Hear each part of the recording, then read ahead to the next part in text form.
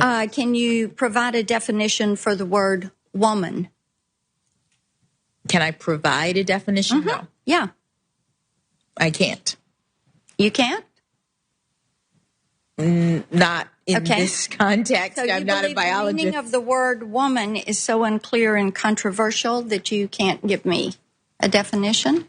Senator, in my work as a judge, what I do is I address disputes. If there's a dispute about a definition, people make arguments, and I look at the law and I decide. Well, so I'm not. The fact that you can't give me a straight answer about something as fundamental as what a woman is underscores the dangers of the kind of progressive education that we are hearing about. Okay, so that's a little bit of a throwback to Ketanji Brown Jackson's nomination hearings. Marsha Blackburn, like many on the right, wants a simple definition of this, fundamental definitions. And thanks to the ignorance they have, they think that these things are fundamentally simple. They think that biologically everything is very cut and dried, let alone socially and culturally, historically, and all of that. They don't understand any of this, but they are very interested in the concept of women. Their next hit coming up soon is going to be stripping away Roe v. Wade. So they're active in this area, and not in a way that I think benefits a lot of the American people, which is why I was a little bit happy for a brief second when I saw that they actually do think that women deserve more than just talk about what the definition is. They have House Resolution 1136 establishing a Women's Bill of Rights. That is what the right is putting forward, a Women's Bill of Rights. How exciting in these times for them to actually care about what happens to women. And I got excited, and then I read a little bit more and it went away, because that ain't a Bill of Rights. We're gonna dive into what it actually does. It's introduced by Republicans in both chambers. It would define words like woman, man, mother, and father on the basis of biological sex, or at least their misconceptions about what biological sex actually is.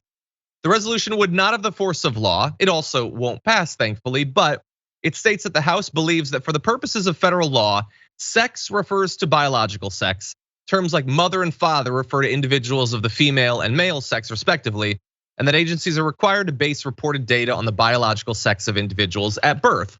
Of course, all of this is based on a misconception about what biological sex even means, or the almost infinite variation that can exist in biological sex. They don't know anything about that, and they're not interested in learning anything that they don't already know.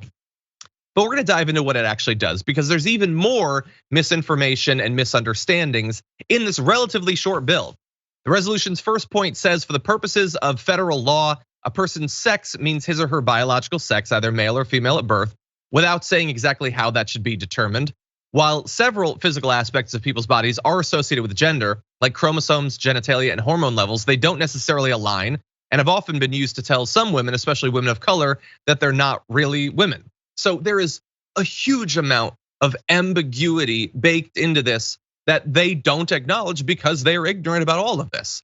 But that's just the first part. I wanna show you the entirety of this Bill of Rights. Here it is. So it has 6 different subsections. We're not gonna dive into all of them. Spoiler alert, they basically have nothing to do with rights at all, this Bill of Rights. The first one says, for the purposes of federal law, a person's sex means his or her biological sex, either male or female at birth. The second, that's just a definition. The second, for the purposes of federal law addressing sex, the terms woman and girl refer to human females, and the terms man and boy refer to human males. And to a particularly ignorant, smooth-brained person, that number 2 might seem as if it means something, but it's just circular definitions. That's all it is. It doesn't matter if you assert that you think you know what it means on the left hand or the right hand side of this equation. The issue is that there is ambiguity, and they are not actually solving any of that, even from their own point of view, by simply asserting that this definition means what they say it means. There's other definitions. The only one of this entire thing that has anything to do with anything that can be conceived of as a right is this.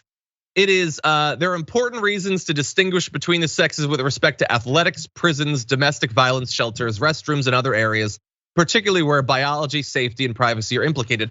That at least implies a right. Now, they don't really articulate what that right is, and as we'll get to, it's founded on massive misconceptions about all of what's in that. But other than that, the rest of it is just definitions.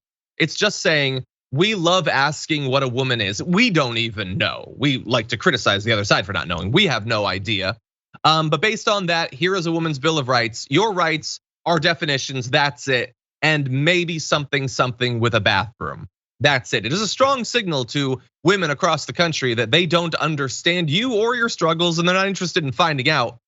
By the way, a 2007 study from the University of California, Irvine found that incarcerated transgender people were 13 times more likely to be sexually assaulted than a random sample of incarcerated men. Here's how that actually manifests in practice. 59% of transgender prisoners reported having been sexually assaulted. 4.4% of the incarcerated population as a whole reported that.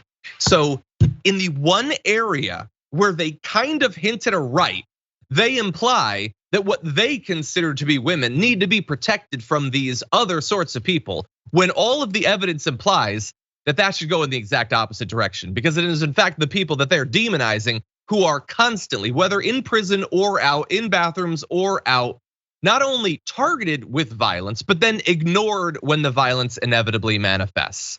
So I hope that people are paying attention. This is what the right thinks about women and gender. It makes no sense, almost by definition.